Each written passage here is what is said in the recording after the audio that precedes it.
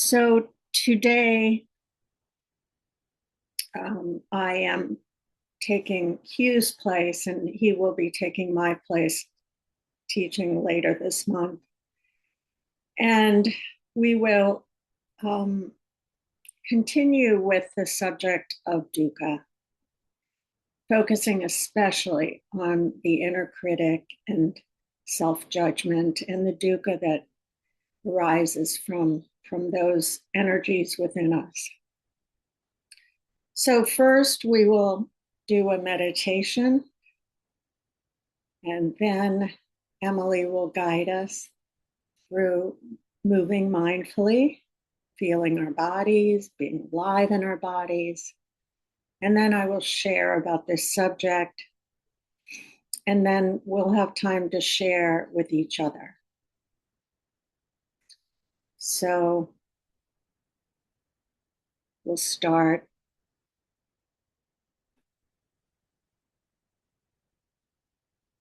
by taking a deep breath all the way in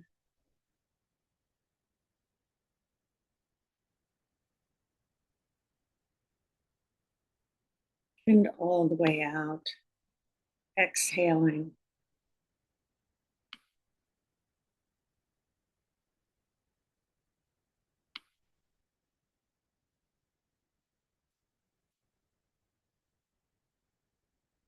Until you feel your abdomen moving to your spine. Doing that again 2 or 3 more times.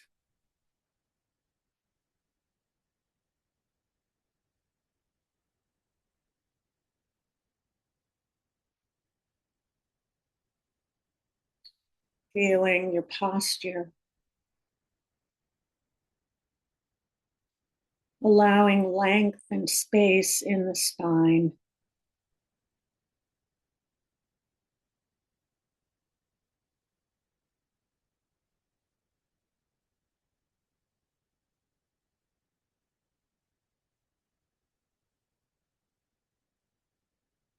Allowing the earth through the floor to fully hold your weight.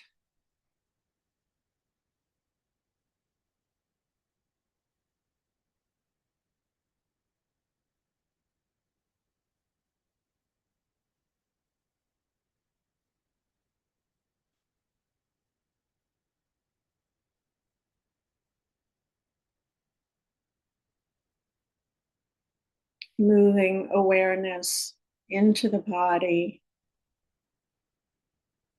and feeling with compassion what it's like for the body right now.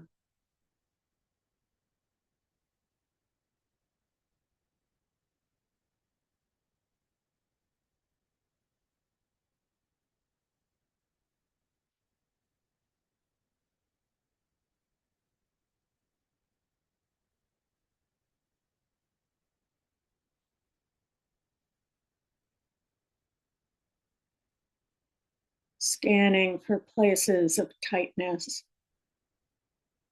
and inviting them to relax.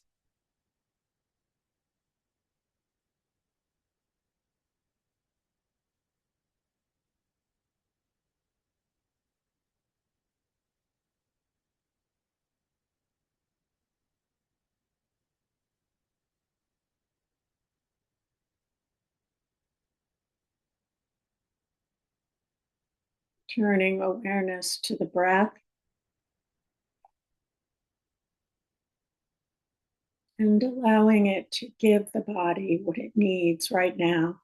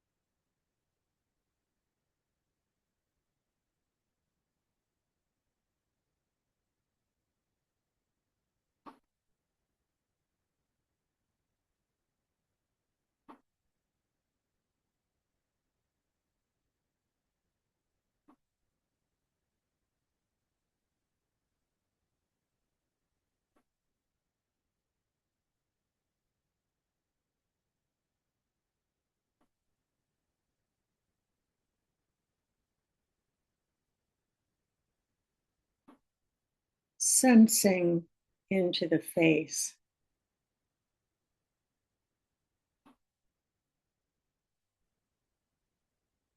feeling tension or relaxation of all the many muscles around the eyes, the cheeks, the tongue, lips, and jaw.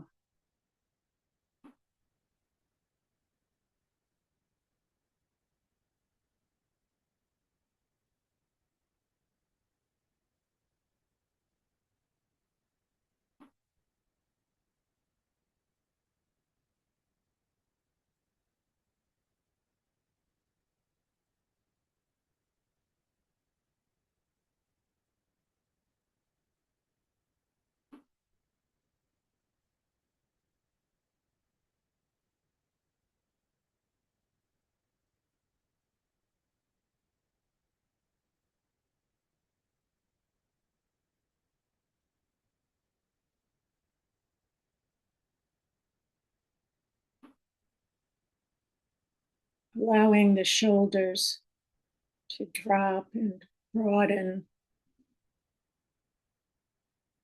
to broaden in a relaxed stance, shifting downward with gravity, with the heart open.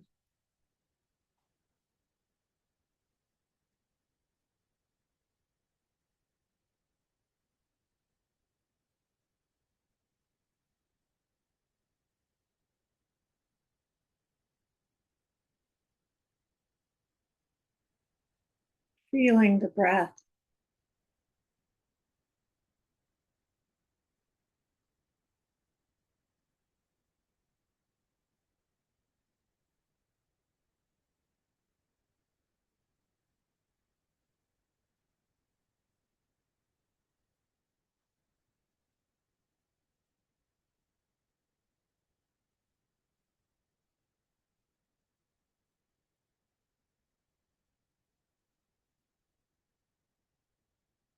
and sensing the weight of the arms and the hands as they rest on your lap or whatever surface.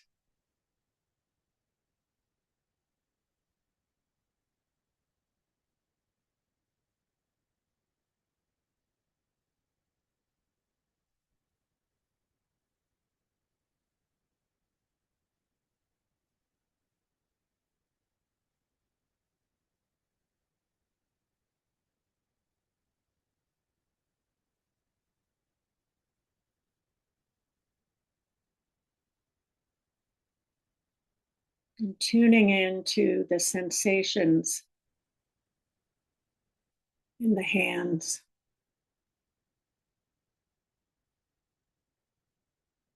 the tingling, vibration, sensations on the skin,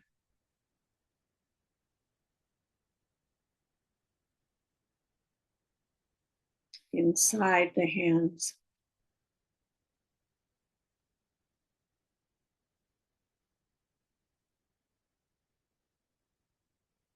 And noticing the changing nature of them.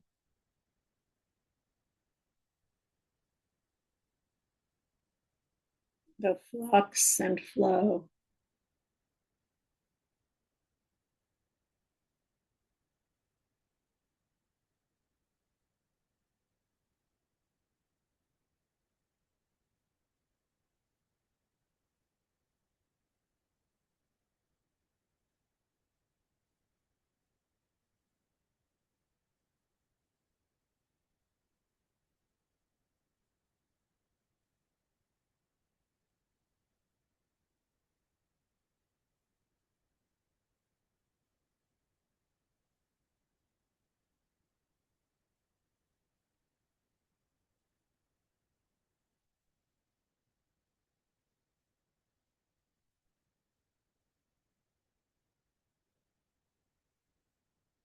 a subtle shifting of sensation.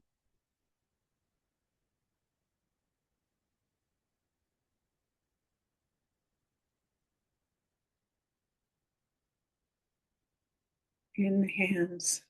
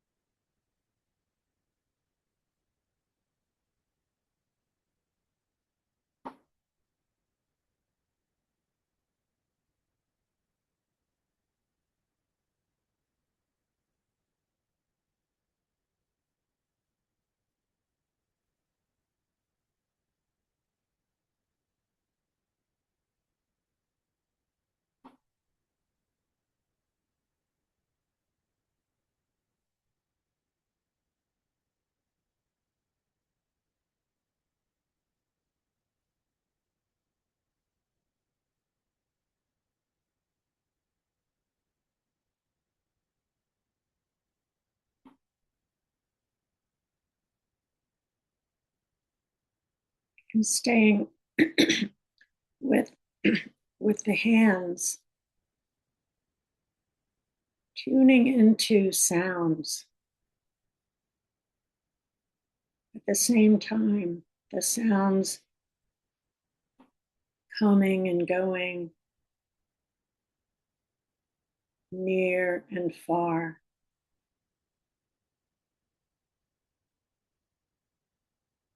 Just as the sensations in the hands come and go.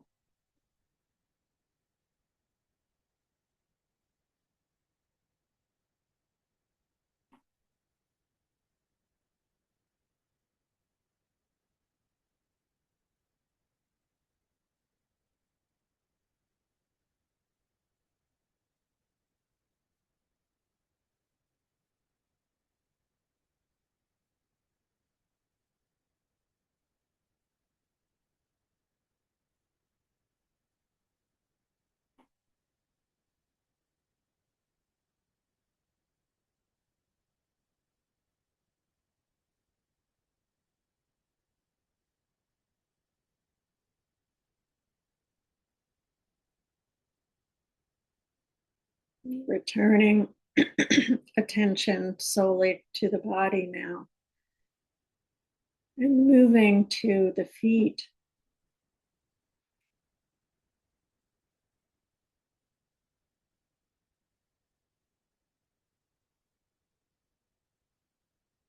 What can you sense there?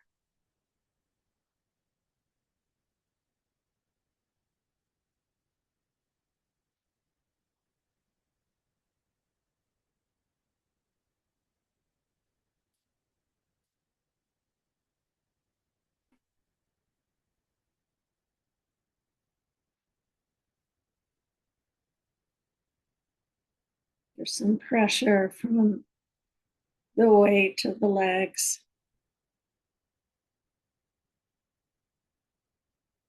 as the feet make contact with the floor.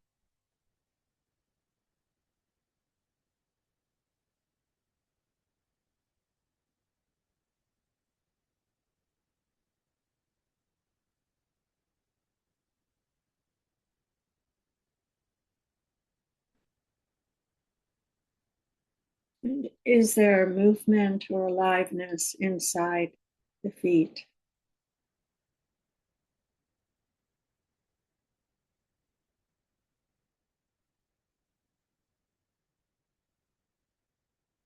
Not trying to make anything happen,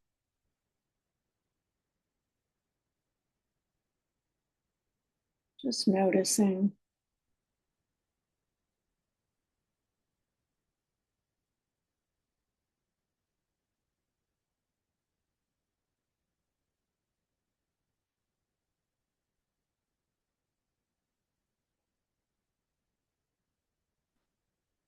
At any point, returning to the breath if you wish.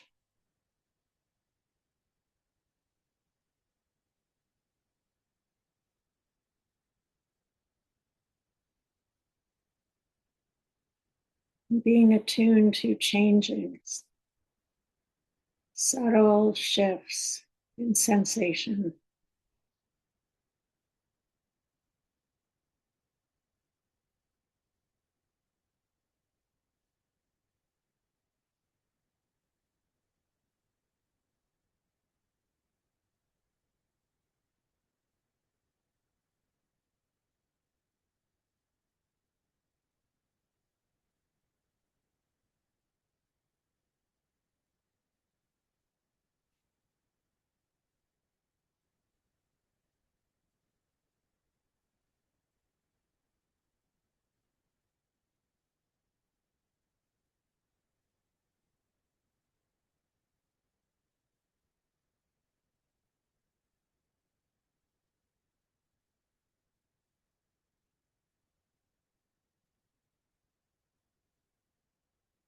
This shifting and flow just happens. We don't control it.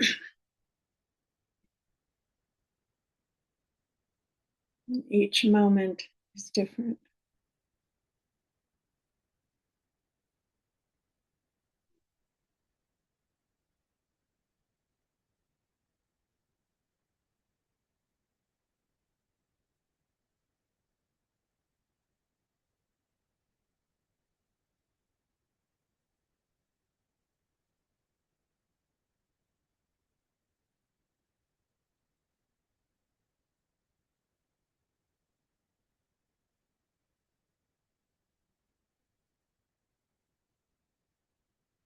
It's the sense of aliveness.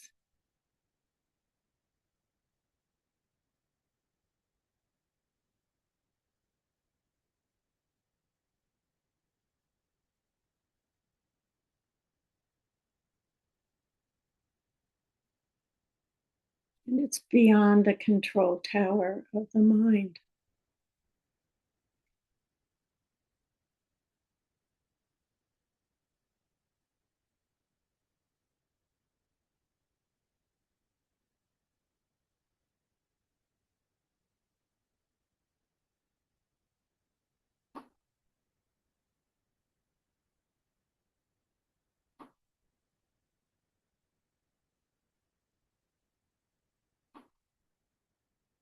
The more we let go and relax, the greater our sensitivity to it.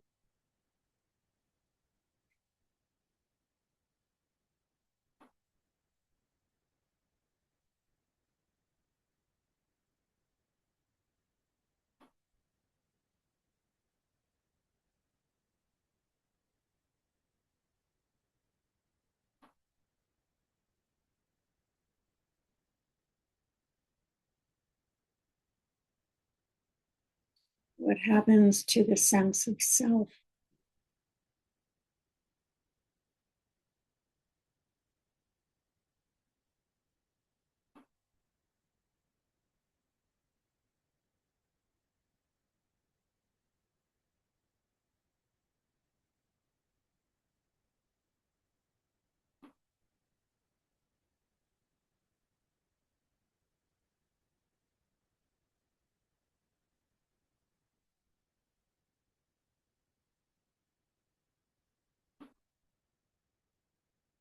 Just tuning in over and over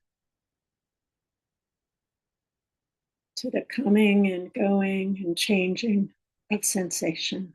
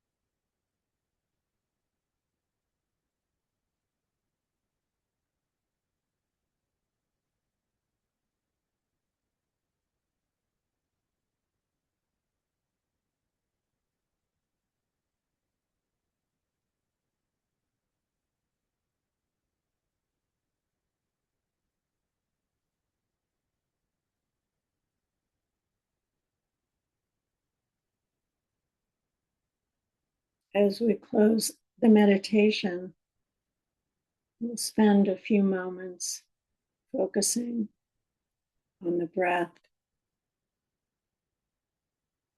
and the shifting sensations there.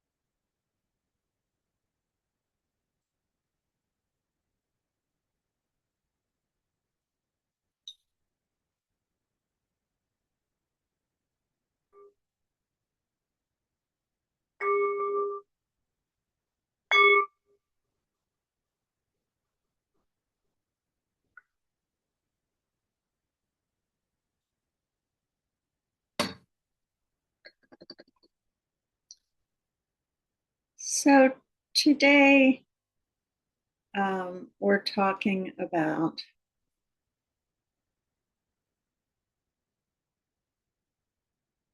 the dukkha in general, which is, I'll just step back a little bit. Last week we talked about the Four Noble Truths. And the first is that suffering exists. Second is the cause of suffering, which is clinging, grasping to what's pleasant, pushing away what's unpleasant. The third noble truth is that suffering can cease, it can end. And the fourth is that the end of suffering can be found in the Eightfold Path, in practice, meditation, in ethical behavior, in cultivating positive mind states,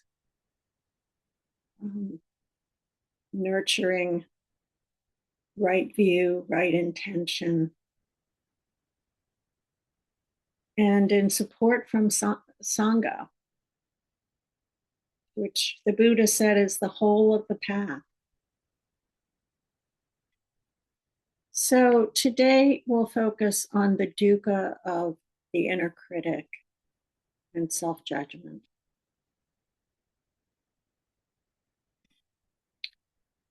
We know that dukkha is a part of life.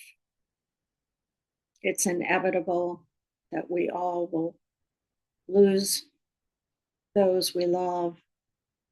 We will become ill and die, and we'll watch that happen to those we love.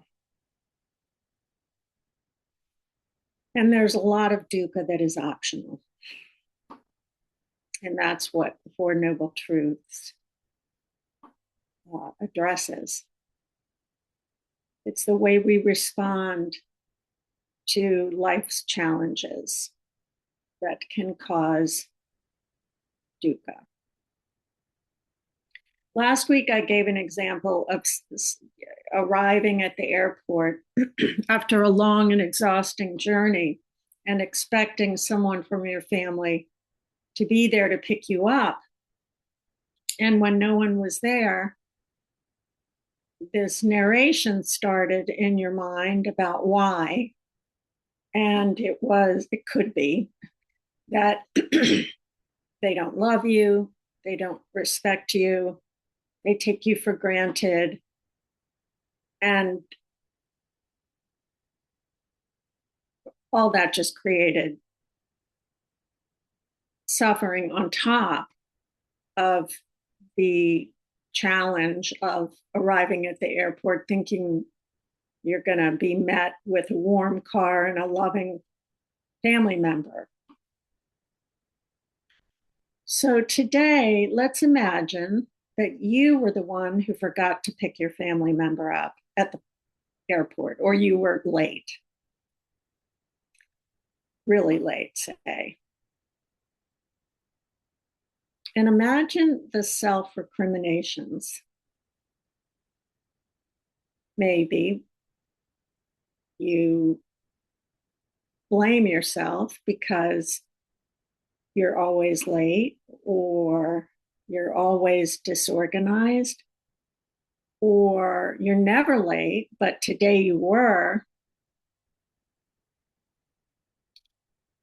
And if that is, the style, or if that is kind of a common response, then you have this layer of self-aversion. And just, probably more or less we all do. And the problem is we've been conditioned to do this, to blame ourselves, to put pressure on ourselves. And it tends to make us feel less confident in our goodness, less confident in relationships. It's exhausting. Maybe you don't thrust yourself into projects you otherwise would if you have this sort of layer of self-aversion. Maybe you become a compulsive worker to prove your worth. Maybe on a day like today, when it's like Antarctica outside and it's Sunday, you still find it hard to relax. And your inner critic pressures you to be productive in some way.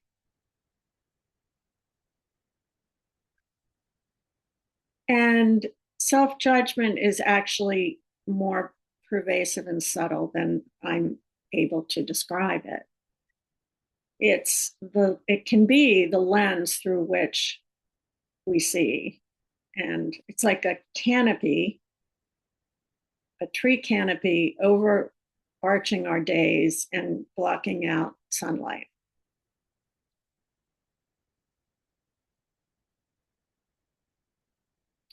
And if you feel this to any extent, you're not alone. Just notice when you mention to a friend or loved one about some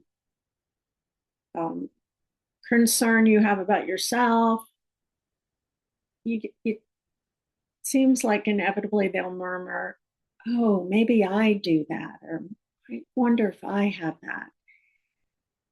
And it's reflexive because we all have a voice that urges us to be better and do more, to work harder, to not let up. I mean, to some extent, it probably was conditioned when we were very young and we had some pressure about excretory functions. And we wanted to please our caregivers, our parents, our schools. And then, as we grew up, there was some shame for a lot of people around sexuality, about our bodies, being beautiful, being athletic, not being those things. And then later on, there's shame about aging, about frailty, or at least those are messages from society. And so all along, essentially, we're conditioned to be ashamed of being human. And that's very bluntly put.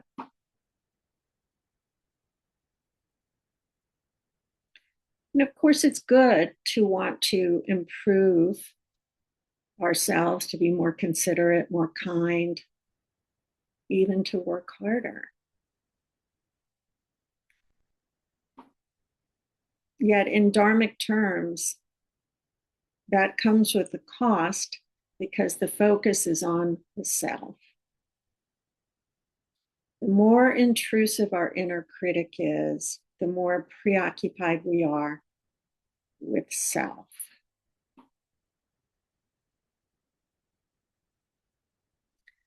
So that encases us. If we're sitting there worried about or judging ourselves for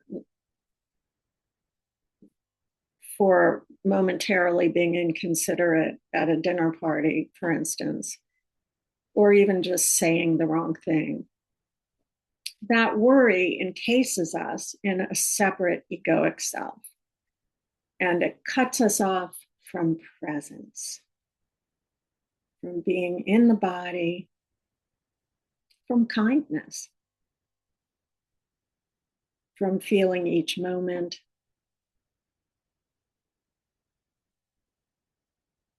We've probably all experienced being on the cushion meditating, and whether the teacher calls us back or we realize we've gotten lost in thought.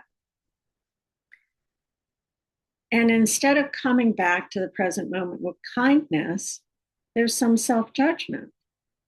Oh, how long have I been thinking about this? Oh, I'm so hopeless as a meditator. I'm not trying hard enough. I'm so lazy. I mean, whatever it is, some part of us feels like we can't give ourselves a pass. And it's important to remember that the inner critic was created by us to keep ourselves safe, to remain within the good graces of the people we rely on. And those people, our teachers, our parents, our elders, they thought that kind of conditioning was necessary to help us survive, and that's what they were taught. And this inner critic or self-judgment comes up very strongly in a retreat, at least for me and for some other people that I'm friends with. A good friend of mine told me recently she was at a 6-week retreat. So she had 6 weeks alone with that energy inside her. And she wasn't talking to anybody, of course. She wasn't interacting really at all. She was just solitary with her practice. And that voice was louder and more insistent. And she felt like it was driving her insane. So she went to talk to a teacher about it. And she said, how can I get away from this? And the teacher said, that's not the question. The question is, how can you live with this with peace? Because we're not going to get away. Whenever we try to eradicate dukkha, it just doesn't work. What we resist persists. I mentioned about a year ago when I was sharing that I had been on a retreat And my inner critic had been very present. And and I talked about how I realized during the retreat, I thought I was trying to sort of make peace with it, but I realized really underneath, I wanted it to go away. And while I was preparing for this talk today, I noticed this inner critic, and a part of me, without even realizing it, thought, wow, for a whole year, I've been sort of working with this. Why hasn't it gone away? So, it's human to to want to escape suffering, but aversion causes more suffering. So let's do a reflection.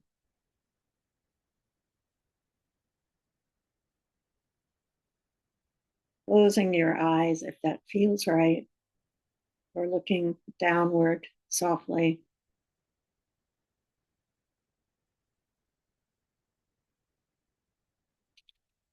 And calling up that energy within you that judges,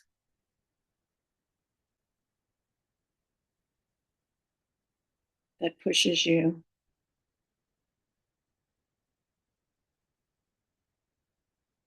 You might remember a time recently when it was present for you and caused some suffering.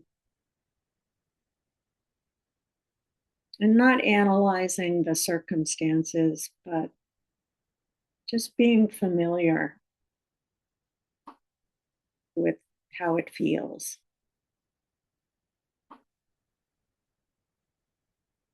The sense of judgment that comes from within.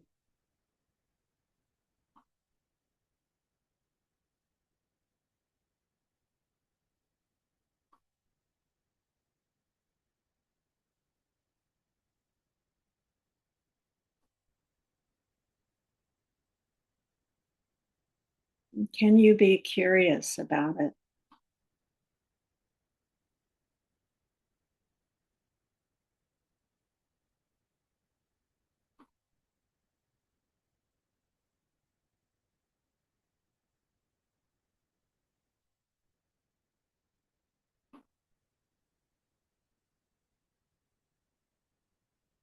Can you be open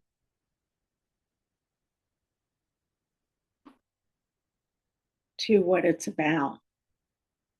Not what it's saying, but what it is wanting.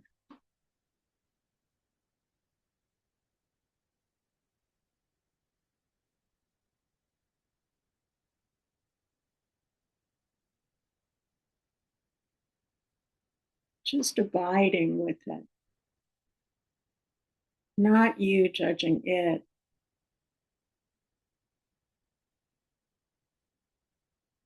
but just opening up a little bit to it.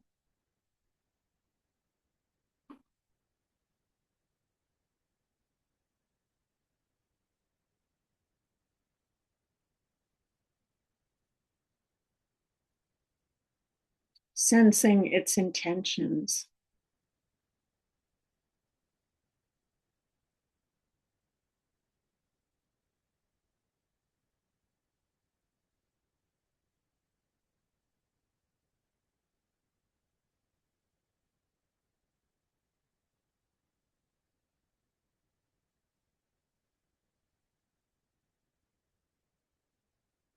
How old do you intuit this is? How long has it been inside you?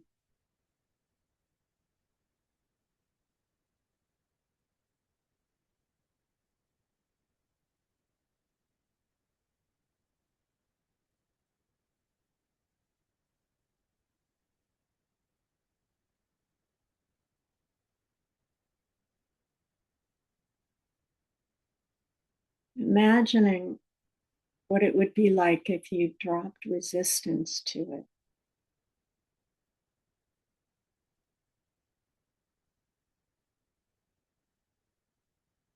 if you saw it,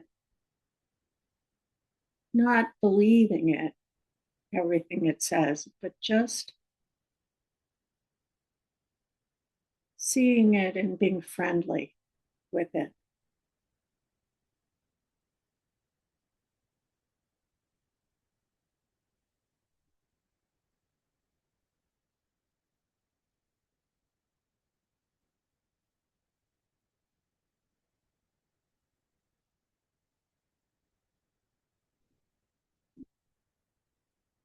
Opening the heart to all of the energies within us, all of our parts.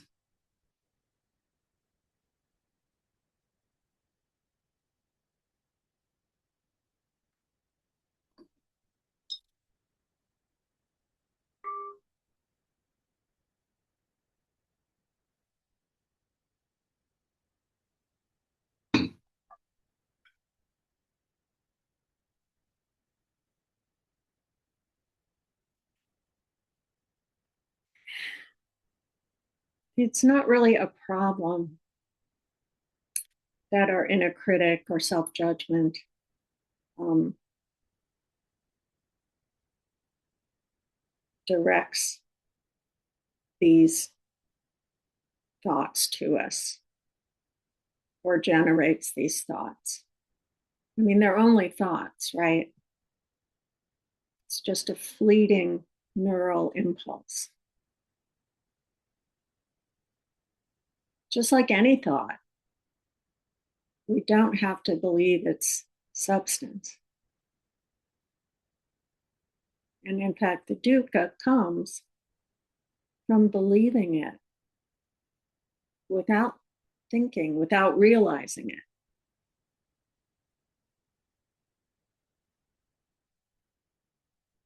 If we can observe it, just like with all dukkha, we want to recognize it,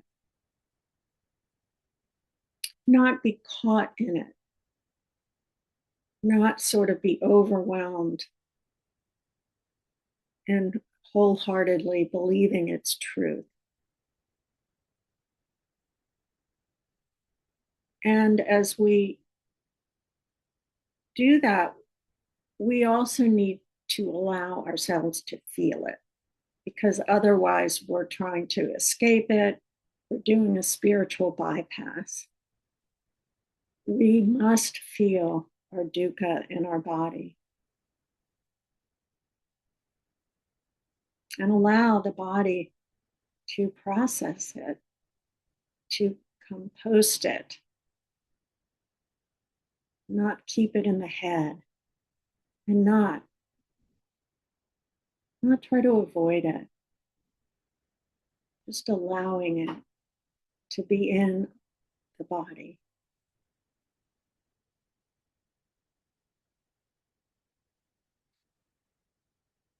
And that way, if we are open and kind toward this judging part, recognizing that it is trying to help us, and that was its origin. So kindness, we want to recognize, to feel it fully in the body, and to open ourselves to kindness. Even if that doesn't happen right away, we can practice doing that. We can practice breathing into the place where we feel it in the body, offering kindness.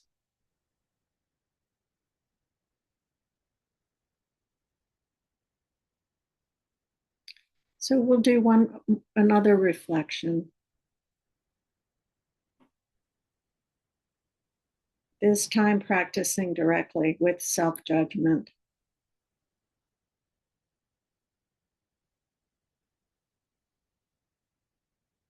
So sitting upright, closing the eyes if that works for you.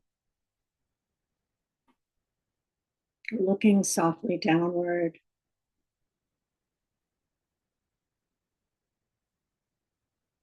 and calling to mind something that troubles you about yourself.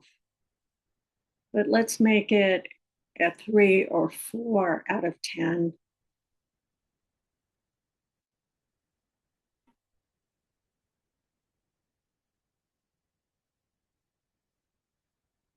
So summoning the inner critic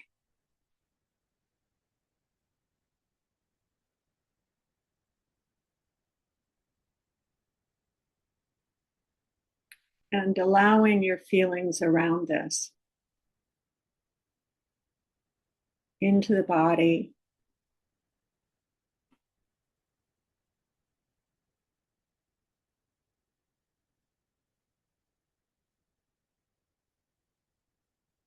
allowing them to settle,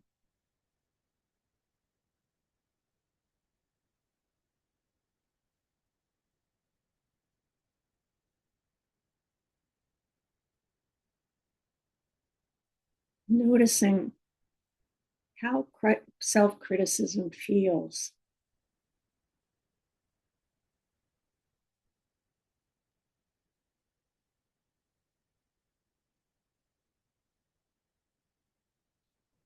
What are the sensations?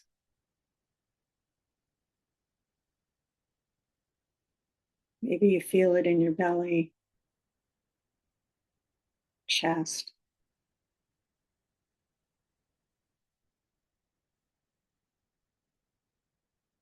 Just trying to describe to yourself what the sensations are.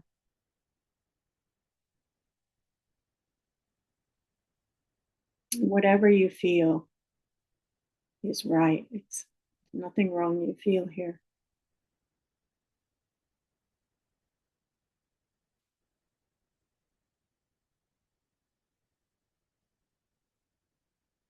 When you feel this, what are you believing about yourself?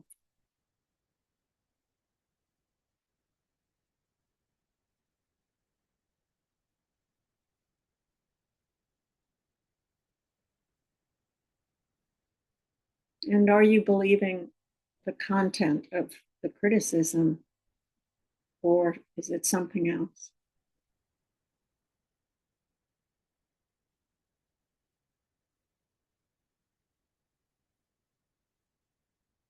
Is there something underneath the criticism?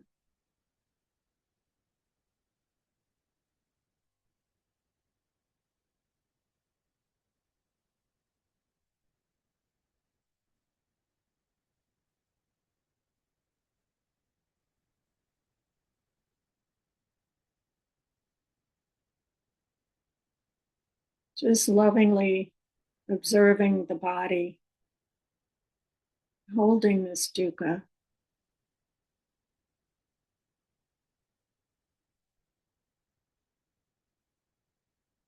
without trying to fix it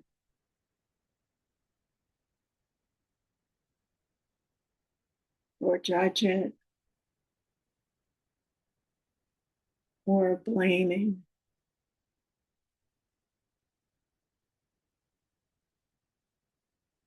Just letting experience be as it is.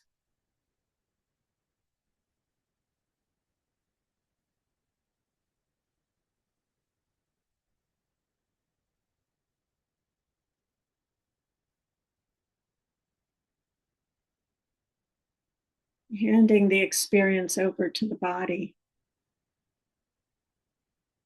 to the wisdom of the body.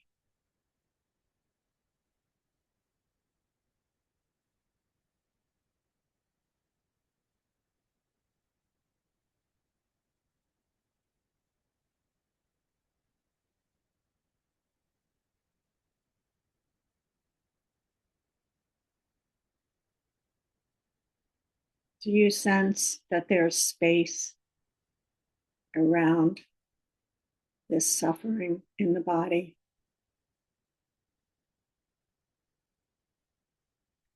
Or at least, is there the possibility of space,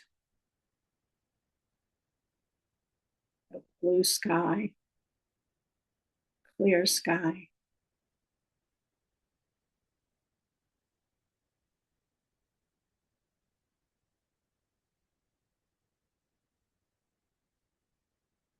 Sending metta to the body that holds it.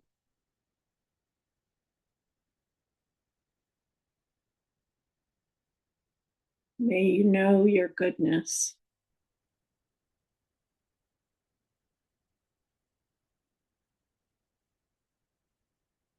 May you have peace.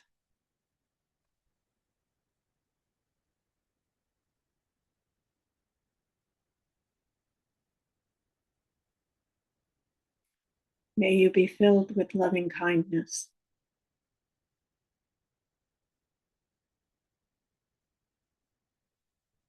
And if you don't feel these things right now, that's natural, it's okay.